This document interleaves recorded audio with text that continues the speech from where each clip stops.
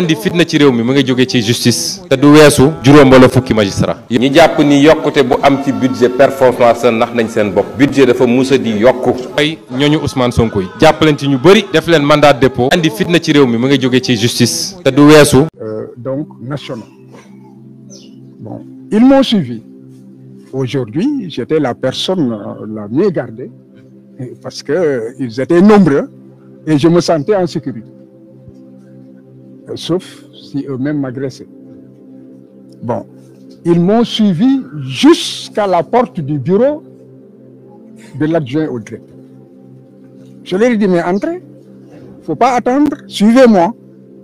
C'est alors qu'ils se sont retirés et ils nous ont attendus donc dans la cour.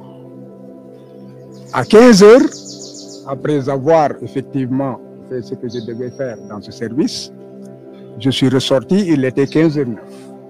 J'ai demandé à l'huissier et au mandataire donc de me suivre pour qu'on aille voir ce qu'ils nous avaient dit d'attendre. Arrivés sur les lieux, ils nous ont servi comme quoi donc le directeur n'était pas là, qu'il fallait attendre. Nous avons attendu et à un moment donné, nous avons compris que le directeur pourrait être là-bas. Nous avons essayé donc au moins d'avoir une personnalité qui puisse le remplacer parce qu'un service ne peut pas être vacant. Si la personne qui a la direction du service est absente, il y a bien un adjoint. Ou bien, si l'adjoint n'est pas là, il y a toujours une autre personne qui assure la continuité du service. Donc, j'ai demandé à ce qu'on nous permette de rencontrer toute personne qui pourrait en fait nous recevoir. Bon, et là, ils ont dit qu'il fallait attendre. Bon, je devais me rendre dans le cadre de mon travail, puisque je n'accompagnais que le mandataire, n'est-ce pas? Alors j'ai dit au mandataire, bon, vous restez, moi je pars, je reviens dans 1 heure. C'est pourquoi je vais quitter. À mon retour, la situation était la même. Ils m'ont dit que le directeur, le commissaire de police de la Médina leur a dit avec, je ne sais pas, une personne qui serait comptable ou je ne sais quoi dans le service, bon, d'attendre qu'ils allaient être reçus. Mais que seul le mandataire pouvait être reçu. Je dis d'accord. Bon, maintenant, il faudrait que je parle à cette personne ou bien que je parle au commissaire de la Médina. Impossible de les avoir. J'ai alerté toutes les autorités du pays qui pouvaient prendre des décisions et leur faire comprendre que c'est un service public. Alors, c'est là que j'ai vu que des citoyens entraient et sortaient. Ils nous empêchaient d'entrer. Je leur ai dit, c'est un service public. Vous ne pouvez pas m'empêcher d'accéder à ce service. Ils m'ont dit, maître, vous ne pouvez pas entrer. J'ai dit, pourquoi? Ce sont des ordres. Des ordres de qui? Personne ne répond. J'ai alerté toutes les autorités. Je leur ai dit, j'entrerai dans ce service en tant qu'avocat et en tant que citoyen. J'entre seul et personne ne m'accompagne, s'il le faut.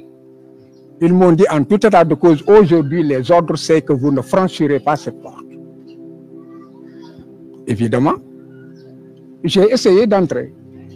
Et vous avez pu filmer cela. Et à la limite, ils allaient me brutaliser. Je leur ai dit maintenant, je sais que vous avez reçu des ordres. Si un seul citoyen franchit cette porte, j'entrerai avec ce citoyen et vous prenez la responsabilité de me brutaliser en tant que citoyen fréquentant un service public. Alors, ils ont fermé la porte où on devait passer pour ouvrir l'autre porte.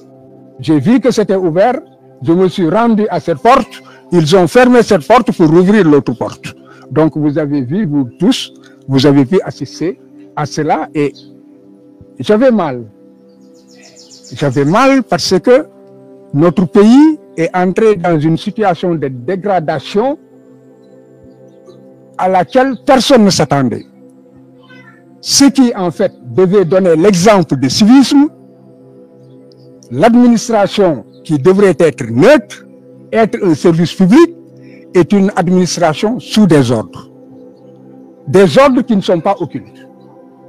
Parce que, c'est un service du ministère des élections qui est sous la responsabilité du ministre de l'Intérieur, qui est au courant, je l'affirme, de la situation. J'ai fait en sorte qu'il soit alerté. Il n'a pas réagi. Ensuite, il y avait des forces de défense et de sécurité qui sont des GMI. Les GMI, c'est la police nationale. J'ai alerté le directeur de la police nationale et toutes les personnes qui pouvaient leur demander de me laisser accéder à ce service comme citoyen. Ils n'ont pas réagi. Et puisque je m'attendais à être brutalisé, ils avaient reçu des instructions. J'ai alerté le procureur de la République, j'ai alerté le procureur général près la cour d'appel qu'il s'apprêtait à me brutaliser. Et j'ai alerté aussi le ministre de la Justice. Donc aujourd'hui, il faut que les masques tombent. Il faut que les masques tombent et que l'on sache que nous sommes dans un État autoritaire qui a rompu avec l'État de droit, qui est dans la violence sous toutes ses formes. Et un État qui n'est pas décidé à rester dans la coupe d'un État démocratique. Parce que Ayoub a été empêché d'aller prendre les fiches, l'huissier de constater que les fiches ont été remises ou qu'ils ont refusé d'exécuter une décision de justice, ce qui en fait est puni par la dégradation civique. Et le refus d'exécuter une décision de justice est puni aussi par la loi. Donc ceux qui sont chargés d'appliquer la loi, ce sont ceux-là qui sont en train de violer la loi. Et malheureusement, nous avons des enfants, nous avons des petits-enfants qui sont en mesure de comprendre et qui peut-être penseront que ce qui est anormal, c'est ce qui est normal. Parce que la référence, ce sont les hommes de loi. La référence, ce sont les forces de défense et de sécurité. Ce sont les personnes les plus respectées. L'avocat est considéré comme quelqu'un qui est là pour tout le monde, qui n'a pas à avoir de parti pris. Il a un client, il le défend. Il est coupable, il plaide coupable et il demande la clémence ou les circonstances atténuantes où il met en œuvre des mécanismes permettant à son client d'avoir ailleurs la possibilité de sortir des griffes de la justice. Il n'est pas coupable, il plaide non coupable. Voilà, ils auront besoin de nous. Et aujourd'hui, ce qui est malheureux, c'est que ça risque d'être culturel. Ce qu'ils ont détruit, c'est profond. C'est profond dans l'esprit de la jeunesse, l'état de droit, la démocratie, la culture démocratique. Ils l'ont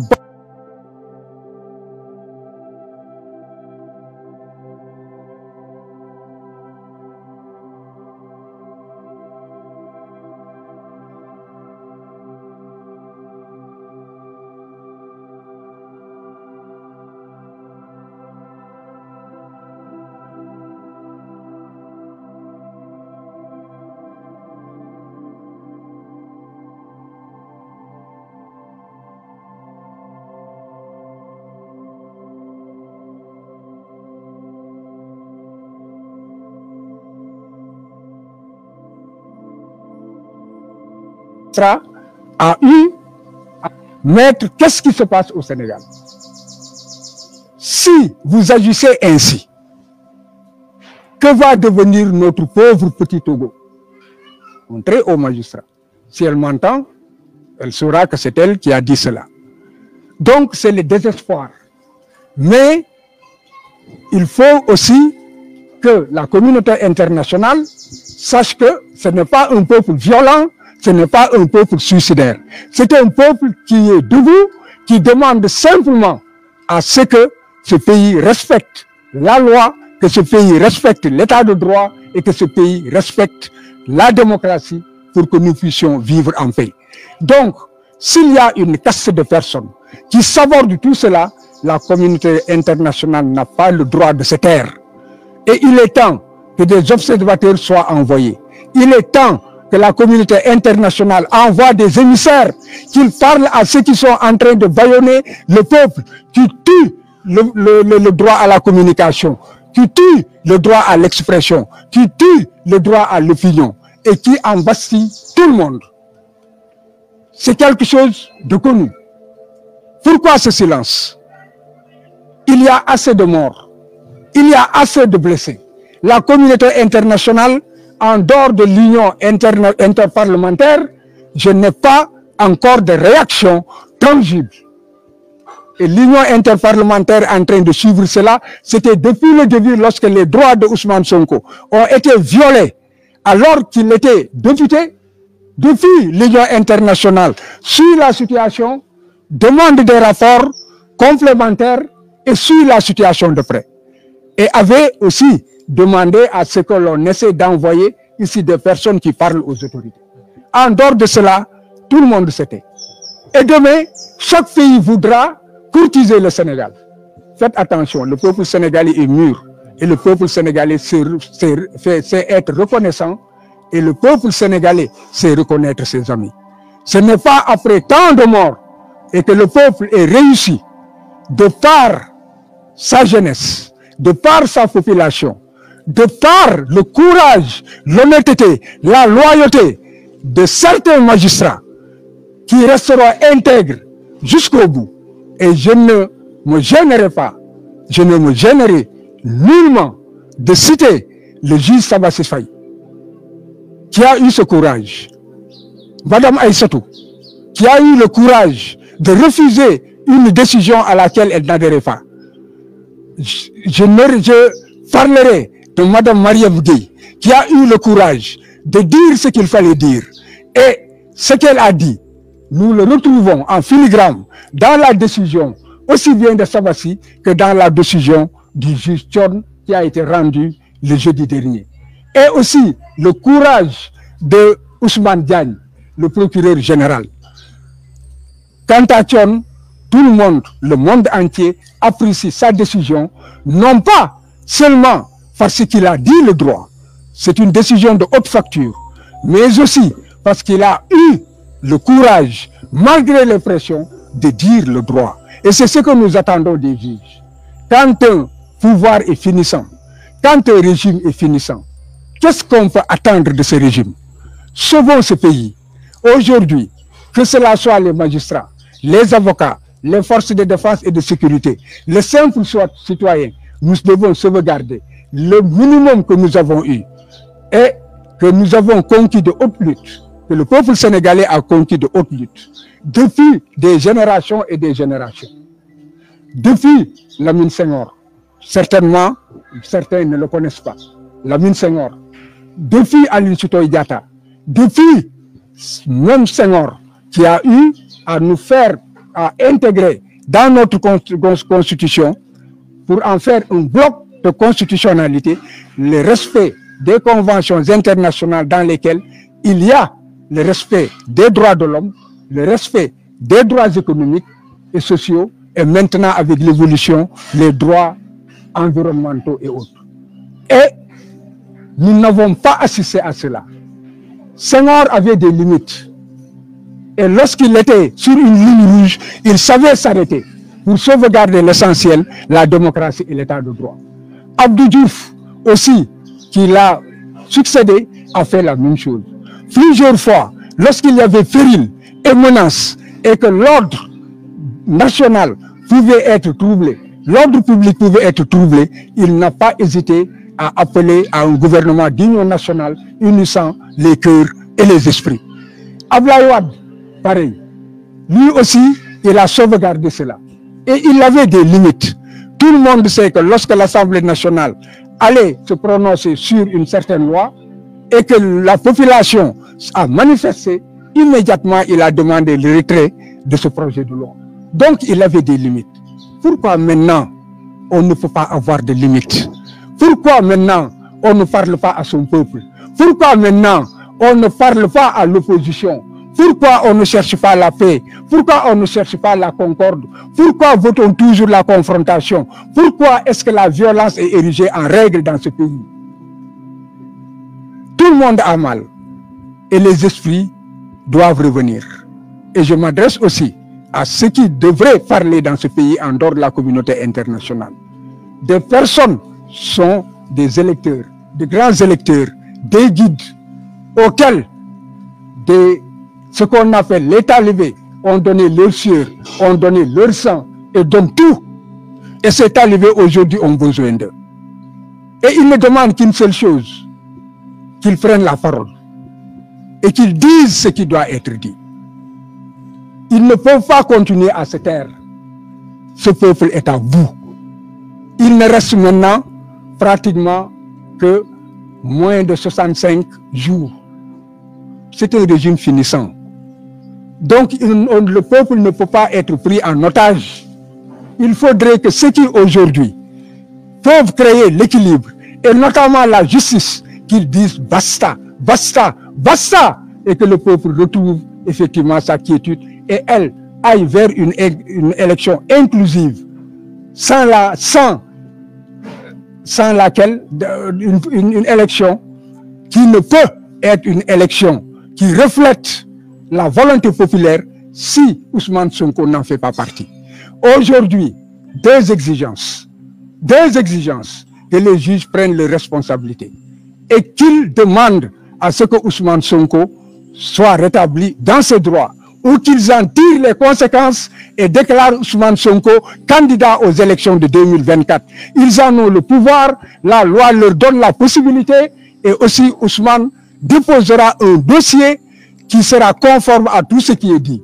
Donc, cela est attendu. La justice, c'est l'équilibre. C'est l'équilibre. Quand une société se fissure, c'est la justice qui la recolle. Et maintenant, il se trouve que cette société est pratiquement fissurée. La justice est en train de la recoller. J'espère qu'on ne rencontrera pas sur le chemin de la justice des personnes qui, eux, créeront encore un séisme, n'est-ce pas, sur ce qui est en train de se faire. Donc, il faudrait que la justice rétablisse Ousmane dans ses droits ou en état de cause tire les conséquences de toutes ces violences, de toutes ces obstructions, pour savoir que c'est l'administration chargée de l'organisation des élections qui est responsable de tout ce qui est arrivé et que par voie de conséquence reçoivent le dossier de Ousmane comme étant un dossier valable et le déclarent candidat.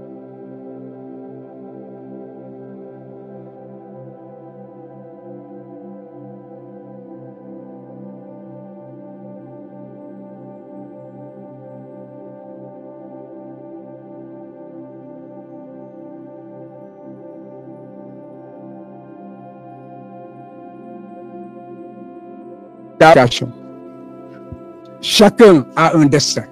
Ce ne sont pas des hommes qui font les destins des autres. Non, les destins des autres se font par ces personnes elles-mêmes, de par la volonté de Dieu. Je suis croyant et le destin de chacun est inscrit au front. Ceux qui pensent que leur destin dépend d'un homme se réveilleront dans une grande surprise. Je vous remercie. Aujourd'hui, quelle est la prochaine étape? On vous a refusé aujourd'hui l'accès. Quelle est la prochaine étape?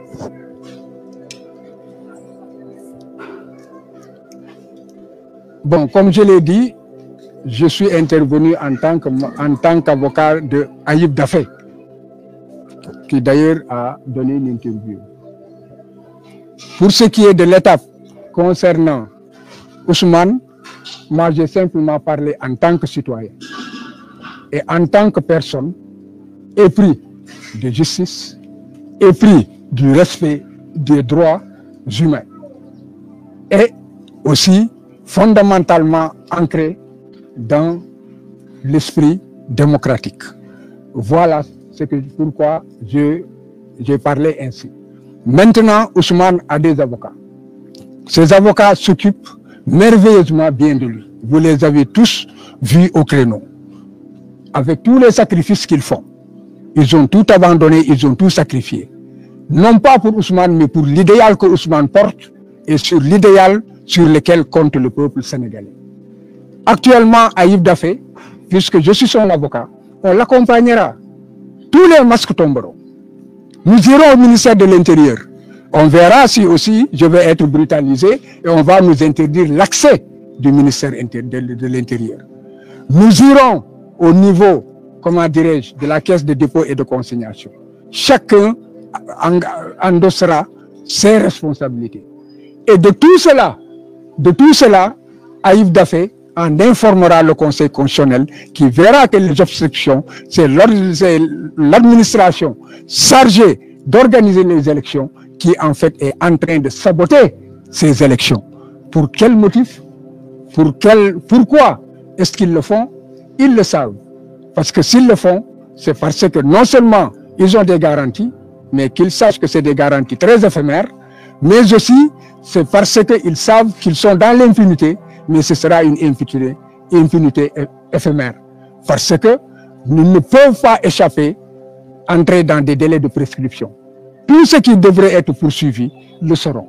Parce que le mal n'est pas contre Ousmane, le mal n'est pas contre l'huissier, auquel on a interdit d'exercer son office à un avocat, d'entrer dans un service public. En fait, le mal, il est commis. Ce n'est pas, comme je l'ai dit, contre Ousmane ni contre nous seuls, mais c'est contre le peuple sénégalais. Le peuple sénégalais a des acquis et personne n'a le droit de détruire ces acquis. On attendait à la consolidation de ces acquis. Parce que le chef de l'État avait dit que son premier magistère, c'est là celui de la consolidation des institutions. Et on ne l'entend pas. On ne l'entend pas alors que ce pays se dégrade. Alors il faut qu'il parle. Il faut qu'il parle à son peuple. Il est temps qu'il parle à son peuple. Il est temps qu'il parle à l'opposition. Il est temps aussi qu'il dise à ceux qui sont en train de saboter l'état de droit et la démocratie, vous en avez trop fait, alors halte là. C'est son devoir, parce qu'il est gardien de la Constitution. Et il a prêté serment de respecter et de faire respecter la Constitution. Si demain il dit « je respecte la Constitution », on pourrait lui demander « est-ce que vous avez fait respecter la Constitution ?» Je vous remercie. Voilà, bon. ci gàttal ñëpp gis nañ ne que Ayib Daffé bi nga xam ne ay ab bootaayu parti politique ñoom ñoo ko jël comme mandataire pour que mu mun a toppatoo ci administration bi lii war a mun a tax Ousmane Sonko mun a dem ci joŋante bi tey jii daf ma woo ne ma dama bëgg nga doon sama avocat nga gunge ndax saa yu ma demee ñu tere ma xanaa waruñu mën a tere avocat mu dugg ci service ci réew moo xam ne que ci démocratie lay dox ak ci état de droit ma ne ko nañ dem léegi ñu ne nañu ànd ak huissier bi nag moom lam fa waroon jëriñ lenn rek la ñëw yëgal leen atte bi nga xam ne atte nañ ko ne leen léegi nag man jox nañ ma doole pour que su ngeen joxul fiche yi Ayib man ngeen jox ma ko lépp li nga xam ne dafa jëm ci parrainage ngeen jox ma ko ñaareel bi it maanaam pour ñi nga xam ne ñoom ñoo yor liste yi ne leen kat dogal baa ngi ni dogal bi nag amul xaarandiku ndax yoon dafa nekk amul xaarandiku kon dama bëgg xam ndax dugal ngeen ko ci biir liste ñi nga xam ne que dañuy bokk ci jonante yi te it mun nañu sànni seen xob looloo yëkkate woon huissier bi bu ñu ne def nañ ko mu bind ñu jox koy fiche yi su fekkee ne nee nañ ko duñ ko def ñun ñoo tey parce que maa tey léegi woy la dégg nga ñëpp a koy woy di ko jëfe dégg nga alors bu boobaa it mu bind ne ko bañ nañu loolu lan moo ci indi tere nit dugg ci service ba ñu ñëwee wër-wër looñu ne ñu toog leen ba ñu toogee ñu toog tuuti ma jóg ne que man aw ma jot toog dama ñëw pour gis directeur bi ak responsable yi su fekkee war naa leen gis wax leen ma su ma leen warut a gis ngeen wax ma dem sama yoon man aw ma taxawaalu sama métier laa yor ñu ne maître ba kat boo xoolee léegi daanaka midi jot na dégg nga maanaam dañuy def sieste da ngeen di dem ngeen dellu si 3 heures bu ngeen ñëwee 3 heures dégg nga xanaa bu boobaa da ngeen ko mën a gis mais ma gis ne que ba may dem di def sama yeneeni liggéey ñu jël gàngooru alkaati ñu topp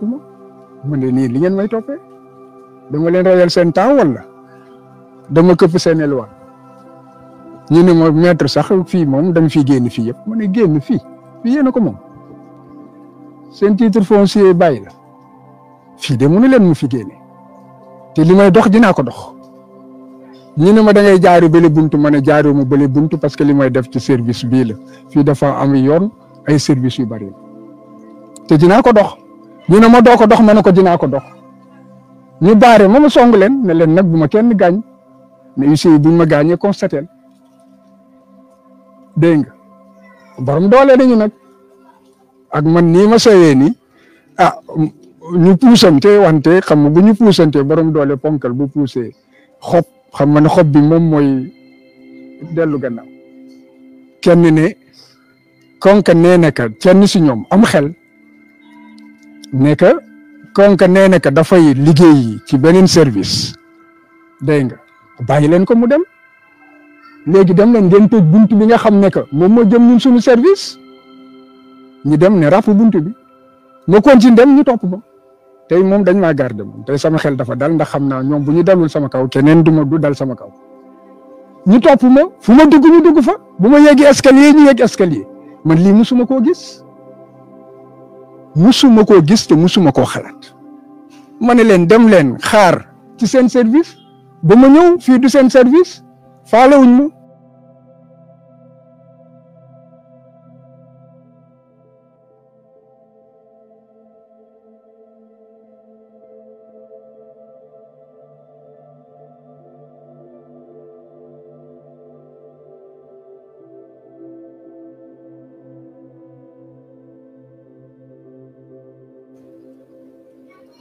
parce que directeur bi waxagul jotaguñ ko pour ñu mën a dugg ñu toog après ba xaddi man dafa am lu may liggéey fexe leen ma jot directeur bi wax ak moom wala bu fi nekkul am na keneen ku fi nekk mu mun a wax ak moom dégg nga léegi bu loolu weesoo kan moo fi commissaire bi nga xam ne yéen moo leen fi yebal teg leen fi tere nit ñi dugg amul droit tere nit ñi dugg ci service dégg nga léegi lu tax man ngeen tere mu dugg ñu ne ma xam nga ko ma ne xaw ma lu tax de man avocat laa dama ñëw ci service su ma demee li may dox mun du ma leen ko wax bàyyi leen ma dugg ñu ne ma doo fi dugg ma ne sama carte avocat ngi nii damay liggéey ñu ne ma tey moom bu fekkee ne liggéey la moom xamul ne liggéey amu fi fii doo fi jéggi bon léegi ma ne Ayib man dafa am fu ma war a dem ci sama liggéey te loolu mun foog ma doxi ko léegi fexeel su fekkee ne da ngay dugg nga ànd ak huissier bi man maa ngi dem te dellu si ci laa dem dellu siwaat gis ñu taxaw ma ñëw ne Ayib ba tey dugg leen mu ne dugguñu lu dul commissaire bi xaw ma ak secrétaire bu nekk ci directeur bi dégg nga dañu nekk man ren maay dugg huissier bi di dugg ma ne leen nañ dem wax ne ko dama ànd ak huissier mu ne ba mu demee ba tey dellu siwul dégg nga man ne ñëw ne leen ko léegi man damay dugg damay gisi directeur bi ñu ne doo ko gis ma ne commissaire bi leen fi teg dama koy gis ñu ne duñ ko gis ma jël sama téléphone yor naa seen numéro ñoom ñëpp ci kaw loolu la woote faale wuñu kenn ci ñoom nangu koo jël te yàlla xam na ne saa yu ma leen musee woo ñu tontu ma ne kon ñii fas yéene wuñu kii ma ñëw ne leen nag man damay liggéey avocat laa damay dugg par force ñu ne ma fii doo fi dugg moom mooy xëccoo boobu ngeen gis ma ne leen nag su fekkee ne que da ngeen pare gaañ leen ma wante dinaa dugg ñu def barrage ñoom ëpp doole su ma forcé ñu dem samay yax noonu la ñu taxawee ba ma gis ñu tëj buntu boobu ñuy jaarale feneen nit ñi ma daw dem ci buntu boobu ñu tëj boobu ma taxaw ba sonn gis ñuy rocc di dugalaat ci beneen buntu bi tey gàcce bi ma am vraiment ñaanu ma woon yàlla ci sama dund ma gis ko buntu bu ma dem ñu tëjji beneen suñu tijjee beneen léegi nag dama doon daw bu ñu tijjee bu ma gisee ni rek ma daw dem ñu gaaw tëj finalement kenn jàllatu ba yàlla dogal seen oto di dugg oto bi foog ñu tijji ko foofu nag laa nekk oto bi jëy damay duggante ak moom ci lañ ma buuxee dégg nga nekk fii doo fi dugg ma ne kon da ngeen may gaañ ñu ne s'il le faut ma ne d'accord kon boo gaañ leen ma mais fekk na oto bi dugg ci la avertir ministre de la justice ne nee nañ que dañ may gaañ jaral na leen ko avertir directeur police nationale avertir ministre de l'intérieur ne ko maa ngi ci service wante dañu nekk su ma naree dugg dinañ ma gaañ te tere nañ ma dugg dégg nga bind nan la tuddati commissaire Médina parce que ñoom la ak GMI te GMI yi amuñu benn numéro boo xam ne que fi mu ne li ñu mën rek moom moo di su fekkee ne que topp nañ leen ñu seet ñan ñoo monté tey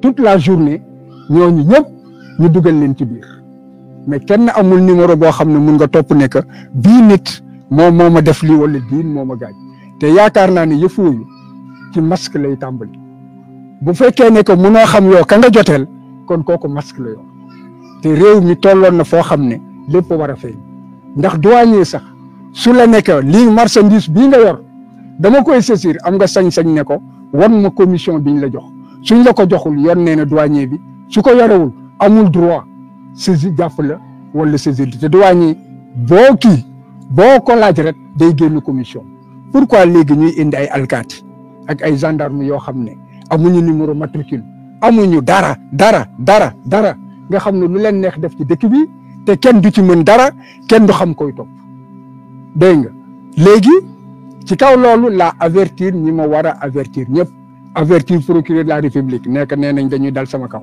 avertir procureur général ne ko nee nañ dañuy daw sama kaw parce que il faut que ñëpp fay kenn suba du mën a wax ne que yónneewuma la WhatsApp wax la ne que ci biir situation laa nekk te nee nañ dañ may gaañ te defuma dara lu dul un droit de waxuma d'un avocat mais d'un citoyen c'est d'avoir accès à un service public su ma bindee correspondance am droit à une réponse sama correspondance loolu mooy un pays bi nga xam ne dafa taxaw pour mën a dem ca kanam wante réew mi dellu gannaaw boo ñëwee fekk loolu lépp am ci yéen nit ne ko doo dugg police wala doo dugg gendarmerie wala doo dugg service kooku du ci Abdou Diouf du ci Senghor du ci Ablaye Wade luy ndeyu lii dégg nga léegi nag ci kaw loolu ba ma leen avertir essayé waat dugg ñu baarewaat mënuma jéggi ci laa nekk léegi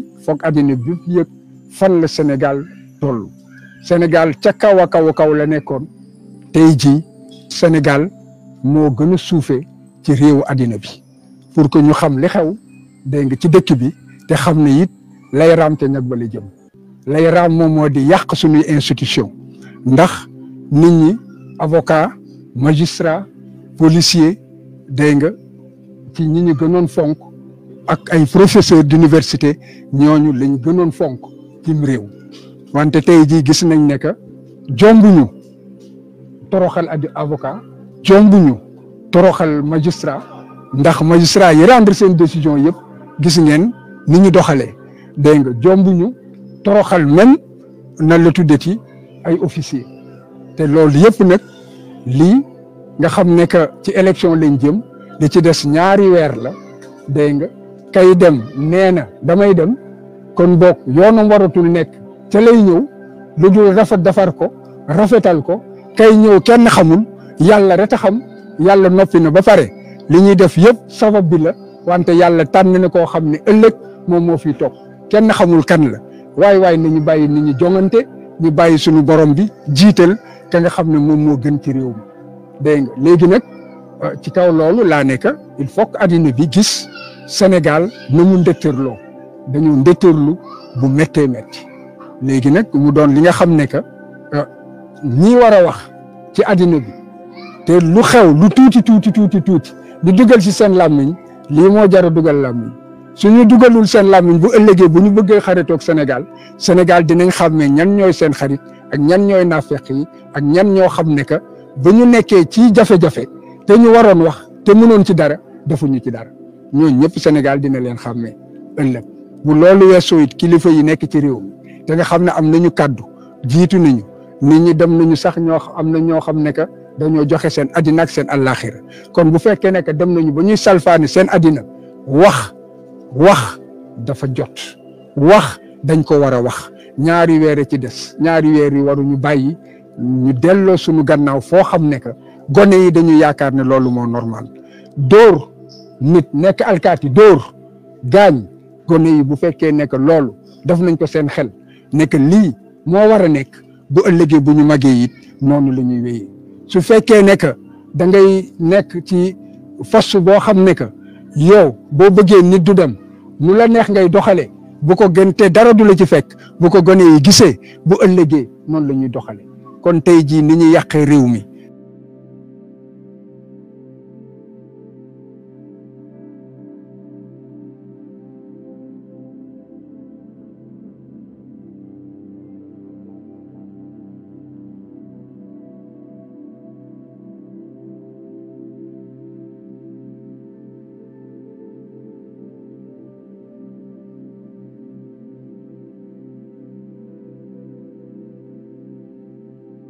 léegi ministre bi dinañu gis suba moo xam ndax moom mi day tegi alkaati bu boobaa àddina yëpp xam ne ministre bi teg nay alkaati ne service am kenn du fa dugg te it àddina dina gis ay nit di dugg ak a génn mais kii nga xam ne moom mooy mandataire mbootaay bi jóg pour fal Ousmane Sonko tànn Ousmane Sonko pour mu falu dégg nga kooku ak avocat am ak huissier nga xam ne que ñoom ñaar ci seen liggéey lañ nekk tere nañ leen ñu def seen liggéey addina bi yëpp mën cee teg tànk kon ëllëg képp koo xam ne que bëgg nga ko tasaare xam lu xew ñëwal suba man avocat la dañ may mbaxana la fuñ mu jubalee lay dem kon boog fi mu ne Ayib waxuma ak moom bu mu xam ban waxtu lay dem wante li leer moom moo di nee naa ko suba nañ dem ministère des élections parce que ministère des élections nag ministère de l'intérieur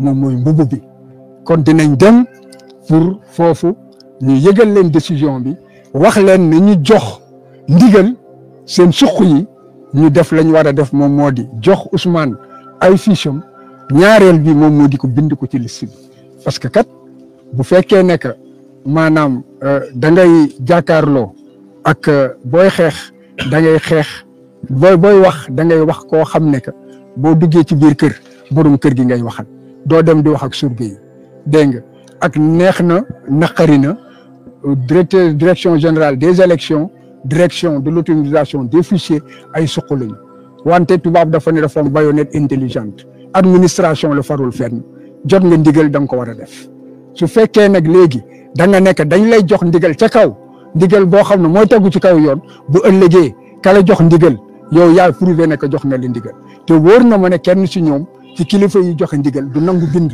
bu ëllëgee day taxaw fee ne kat man lii laa ko waxoon mu jaral ko buy fen day fen ne lii laa ko wax mais moom moo def li nga xam ne que defuñu ko baïonnette intelligente dafa am baïonnette intelligente moom moo di que nit la nga xam ne da nga koo war a def xel dafa am lu muy nangu ak xel lu muy bañ li nga xam ne xel da koy bañ dégg nga suñ la ko digalee da nga koo war a bañ noonu laa ko mun a waxee nan la tuddati ci wolof su fekkee ne que jóge nañ ci moom dinañ dem caisse de dépôt et de consignation xam naa ne nag xëy na bu ñu demee fu ñu demee ne tukki na wala nan la tuuti dafa am dëcc wala dafa am ngénte wala dafa sot dégg nga wala bopp day metti wante du tere ñu dem foofu léegi yooyu yëpp dinañ ko préparer jëbbal ko conseil constitutionnel ñu xam ne que ñoom ñoo salfaane yoon ñoom ñi waroon fexe mbir mi jaar ci yoon ba yegg ci élection boo xam ne ñëpp ñoo jongante sénégalais yi tànn ki ñu bëgg ñoom ñoo tere loolu mën a am kon boog jox leen firnde yëpp loolu bu fekkee ne gis nañ ko bu ma doon attekat de dinaa ne kii konk dañ koo tere te teguñu ko ci kaw yoon dégg nga ak nu munti mel day bokk ci ña nga xam ne que dañuy bokk ci jongante bi te conseil constitutionnel bu ko waxee coow day bari wante day bokk kon bokk mu jël ba ci conseil constitutionnel la yi ñuy defar yëpp bu fekkee ne que ay pare na ko dañ koy dajale dem jébbal ko conseil constitutionnel wane que ne ñoom ñooy gàllankoor yi amuñu droit def ko bu ëllëgee it kuñ ci war a topp ñu topp la.